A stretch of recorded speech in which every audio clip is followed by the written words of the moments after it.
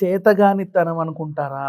మాకు చేత గాదా? అంత ఈజీగా మా సుప్రీం లీడర్‌ని మీరు చంపేసి పండగలు చేసుకుంటుంటే, మేమెందుకు సైలెంట్‌గా ఉండాలి? ఓవైపు 40 రోజులు సంతాప దినాలు ప్రకటించిన, ఇంకో 4 రోజులో, వారం రోజులో సెలవులు ప్రకటించిన, అయినప్పటికీ కూడా ఎందుకు మేము ఆగాలి? అంటే మేము చేతగాని వాళ్ళమని ప్రపంచానికి మమ్మల్ని మేము ఎందుకు నిరూపించుకోవాలి?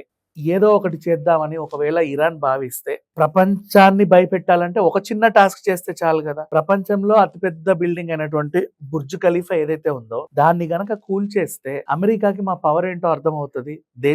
అన్ని దేశాలకు మా పవర్ ఏంటో అర్థమవుతది. మాతో ఎంత జాగ్రత్తగా నడుచుకోవాలో తెలుస్తది అని జెప్పేసి ఇరాన్ భావించి బుర్జ్ ఖలీఫాని ఏమన్నా ధ్వంసం చేస్తారా? అనే న్యూస్ బయట వైరల్ అవుతా ఉంది. యాక్చువల్‌గా విషయం ఏంటంటే మేబీ అటు దుబాయ్ మీదుగా గూడా వెళ్తున్నాయి కదా బాంబులు. మనం చూస్తున్నాం. నిన్న మంచు విష్ణు గారు మనకు ఆల్రెడీ వీడియో పెడితే అందులో పైన విజువల్స్ మీకు కనిపించుంటాయి. అంతెందుకు అక్కడే కాదు ఇంకా చాలా చోట్ల మీకు ఆ విజువల్స్ ఉన్నాయి. పైనుంచి ఒక ఏరియల్ వ్యూలో చూస్తేనేమో అక్కడంతా పొగలు కమ్ముకుంటూ కూడా కనిపిస్తా ఉన్నాయి. అవును అంతమంది ప్రాణాలు పోయినప్పుడు వీళ్ళెందుకు ఊరుకుంటారు? అందుకని చెప్పేసి దుబాయ్ ఎయిర్‌పోర్ట్‌ని అండ్ బుర్జ్ ఖలీఫాని ధ్వంసం చేస్తే మా పవర్ ఏంటో తెలుస్తది అని ఇరాన్ ఫీల్ అవుతున్నట్టుగా కొన్ని వార్తలు చక్కర్లు కొడుతున్నాయి.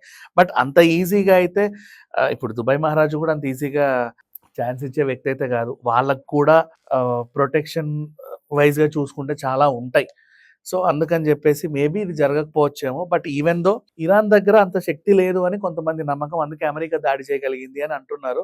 బట్ ఏ శక్తి లేకుండా ఏ దేశం అయితే అంత ఇదిగా ఉండదు. ఎందుకంటే ఎప్పటినుంచో వీళ్ళకి కొన్ని శత్రు దేశాలు ఉన్నాయి కాబట్టి, శత్రు దేశాలు ఎప్పటికైనా దాడి చేసే అవకాశం ఉంది కాబట్టి, ఏదో రకంగా కొద్దో గొప్పో సెక్యూరిటీ అయితే ఉంటది అనేది అందరూ అనుకుంటున్నారు. కానీ బుర్జ్ ఖలీఫా మాత్రం కూలే అవకాశం అయితే లేదు. దాని గురించైతే ఆలోచనలు పెట్టుకోవడం మానేయండి. బట్ ఏమో చేసినా గూడా ఆశ్చర్యం లేదు. ఎందుకంటే అంత పెద్ద టవర్ కూల్చేస్తే అది పెద్ద న్యూస్ అవుతది. చరిత్రలో ఎప్పుడు మాట్లాడుకుంటారు. ఒకప్పుడు ఒకటి ఇది ఉండేది. అప్పట్లో ఏదో జరిగింది. తర్వాత ఇరాన్ ఎళ్లి దాన్ని కూల్చేసింది అని. ఆ మాట చెప్పుకోవడానికైనా సరే వీళ్ళు చేసే అవకాశం అయితే ఉంది.